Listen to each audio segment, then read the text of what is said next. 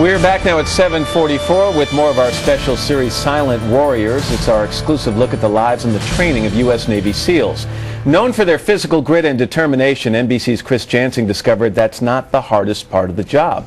Chris, good morning to you. Good morning, Matt. Well, one thing you learn very quickly at SEAL training, it's not always the biggest or baddest looking guys who make it through.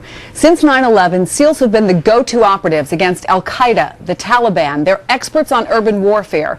To do all that, SEALs have to have a very high level of mental toughness, and their training is designed to weed out the weak. In a darkened room in Coronado, California, a blackout hood comes off a Navy SEAL. He has to react to any threat that faces him, quickly and efficiently. It's a critical test of mental toughness. You might be getting hit the second the hood's off. You might be feeling a blow from an adversary. The hood room forces a SEAL, much as he does when he's on any kind of combat mission, to be in a situation that he has to do the right thing. Back up, back up, back up, back up. For SEALs, mental toughness is the #1 indicator of success, and they build it through constant training challenges. It could be instructors trying to break a young recruit. What are you smirking at, you little punk? Happy to be here, instructor. Shut up. Or a scuba drill disconnecting the air supply to see who will panic.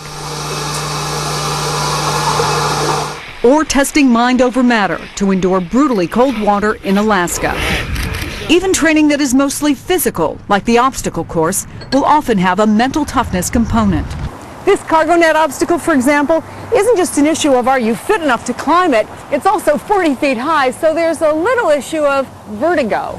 The Navy has been doing cutting-edge research on mental toughness, developing a written test that helps weed out candidates who aren't likely to make it through training. For the first time, to my knowledge, we're able to predict from the neck up some of the science of mental toughness, as it were. And they're studying ways to control the human response to high-stress situations. Panic, fear, doubt. The minute we teach our candidates to be able to control that, their confidence goes up because they don't have the same fear response you and I might have. Now that research and experience is being shared with U.S. Olympic psychologists. How does a SEAL on a mission, how does an Olympian in a gold medal moment make years of training come together when it counts most? I think there are things that are similar in terms of how we have to be primed and ready for an elite performance opportunity. Get it together.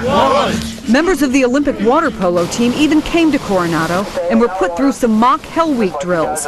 After 4.5 hours, they were exhausted. So often the difference between winning and losing is just a fraction. And so we were looking for whatever little piece we could grab. On the playing field and the battlefield, using mental toughness to come out on the winning side. There are actually 2 former Olympians on SEAL Team 1 and another currently in training. Both SEAL instructors and Olympic coaches told me that what they all have in common is mission focus.